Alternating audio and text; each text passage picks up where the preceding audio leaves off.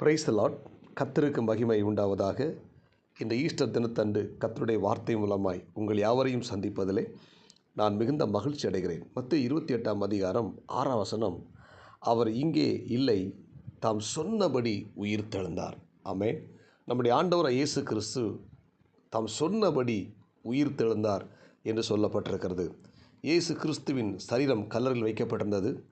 அந்த சரீரத்துக்கு பரிமள தைலத்தையும் கந்தவர்க்கத்தையும் வைப்பதற்காக இயேசுவை பின்பற்றின ஸ்திரீகள் வந்தார்கள். வரும்போது கல்லறை திறந்திருக்கிறது. அங்கே சரீரம் காணப்படவில்லை. அங்கே இருந்த தூதர்கள், நீங்கள் யாரை தேடுகிறீர்கள்? இயேசுவையா?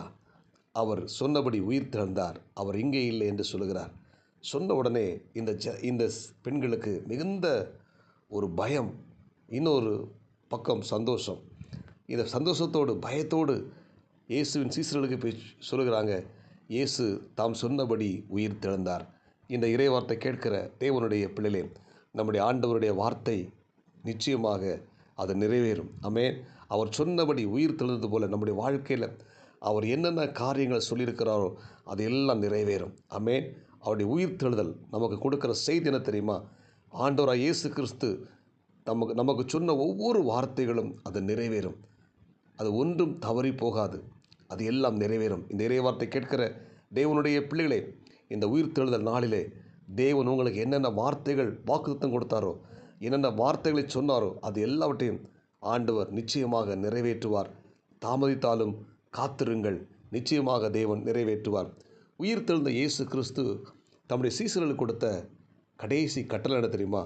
இந்த பூமியில் அவர் பரலோகத்துக்கு போவதுக்கு முன்பதாக தம்முடைய சீசர்களை அழைத்து சொல்லுகிறார். மத்தேயு 28ஆம் அதிகாரம் 19ஆம் வசனம், ஆகையால் நீங்கள் புறப்பட்டு போய் சகல ஜாதிகளையும் சீசராக்கி பிதா, குமாரன், பரிசுத்தாவி நாமத்தினாலே அவர்களுக்கு ஞானஸ்தானம் கொடுத்து, நான் உங்களுக்கு கட்டளையிட்ட யாவையும் அவர்கள் கை கொள்ளும்படி அவர்களுக்கு உபதேசம் பண்ணுங்கள் என்று சொல்லுகிறார். ஆமென். அப்போது உயிர்த்தெழுந்த இயேசுவின் கட்டளை என்ன? புறப்பட்டு போய் சகல ஜாதிகளையும் சீசராக்கி பிதா, குமாரன், பரிசுத்தாவி நாமத்தில் ஞானஸ்தானம் கொடுக்கணும்.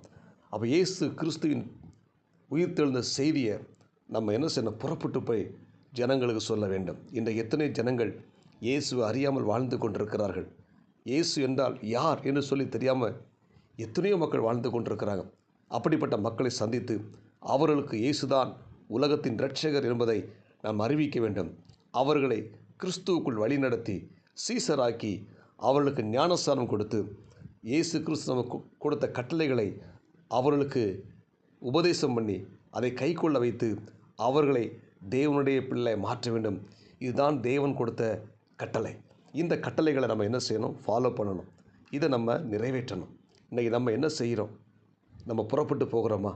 ஜனங்களை சந்திக்கிறோமா? இயேசு கிறிஸ்துவின் சுவிசேஷத்தை அறிவிக்கிறோமா? அவருக்கு ஞானஸ்தானத்துக்கு ஏற்ற அந்த வழிமுறைகளை போதித்து அதற்குள் வழி நடத்துகிறோமா? இயேசு கிறிஸ்து நம்ம கற்றுக் கொடுத்த கட்டளைகளை அவர்களுக்கு உபதேசம் பண்ணி அதை கைக்கொள்வதற்கு நம்ம பிரயாசப்படுகிறோமா என்பதை நாம் ஆராய்ந்து பார்க்க வேண்டும். அன்புக்குரிய தேவனுடைய பிள்ளைகளே, 2026ஆம் ஆண்டு இந்த ஈஸ்டர் தினத்திலே நாம் அநேக மக்களை கிறிஸ்துவுக்குள் வழி நடத்த வேண்டும். இயேசு கிறிஸ்துவின் சுவிசேஷத்தை அறிவிக்க வேண்டும். ஜனங்கள் இந்த ஆண்டு ஞானஸ்தானம் பெற வேண்டும், கிறிஸ்துவுக்குள் மாற வேண்டும்.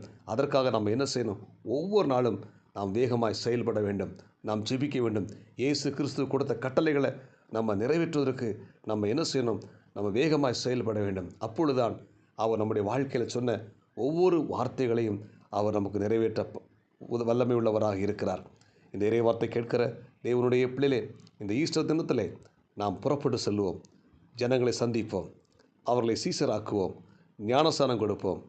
அது மட்டும் இல்லாமல் நம்ம கற்றுக் கொடுத்த கட்டளைகளை கைக்கொள்ள வைப்போம், பரலோக ராஜ்யத்துக்கு ஆயத்தப்படுத்துவோம். ஆமென். இந்த பணியை செய்ய வேண்டும் என்று சொல்லி தேவன் நம்மிடத்தில் இன்றைக்கு எதிர்பார்க்கிறார். அந்த எதிர்பார்ப்பை நாம் ஒவ்வொருத்தரும் நிறைவேற்றுவோம். கர்த்தர் நம்மை ஆஸ்வதிப்பார். ஜெபிப்போமா? பரலோக தேவனே, இந்த ஈஸ்டர் தினத்திலே நாங்கள் கேட்ட சத்தியம், விசேஷமாக நீங்கள் உயிர்த்தெழுந்த பொழுது பரலோகத்துக்கு போவதற்கு முன்பதாக உங்களுடைய சீசர்களுக்கு கொடுத்த அந்த கட்டளைகளை நாங்கள் இன்றைக்கு தியானித்திருக்கிறோம். ஆண்டவரே, நாங்கள் உங்களுடைய கட்டளைகளை நிறைவேற்ற எங்களுக்கு உதவி செய்வதாக நாங்கள் புறப்பட்டு போய் ஜனங்களை சந்தித்து அவர்களை சீசராக்கி ஞானஸ்தானம் கொடுத்து உம்முடைய கட்டளையில் கைக்கொள்ள வைத்து அவர்களை பரலோக ராஜ்யத்துக்கு தகுதிப்படுத்த உதவி செய்வீராக. இந்த இறைவார்த்தை கேட்ட எல்லா தேவனுடைய பிள்ளைகள் ஆஸ்வதிங்க. இந்த ஈஸ்டர் தினத்தில் இந்த இறைவார்த்தை கேட்ட ஒவ்வொரு தேவனுடைய பிள்ளைகளுடைய வாழ்க்கையிலையும் நீங்கள் சொன்ன வார்த்தைகள் எல்லாம் நிறைவேறட்டும். இயேசுவின் நாமத்தில் ஜெபிக்கிறோம் நல்ல பிதாவே, ஆமேன். உங்கள் யாவரையும் ஆண்டவராக இயேசுவின் நாமத்திலே வாழ்த்துகிறேன். உங்கள் யாவருக்கும் ஈஸ்டர் தின வாழ்த்துக்களை தெரிவித்துக் கொள்கிறேன். ஆமேன்.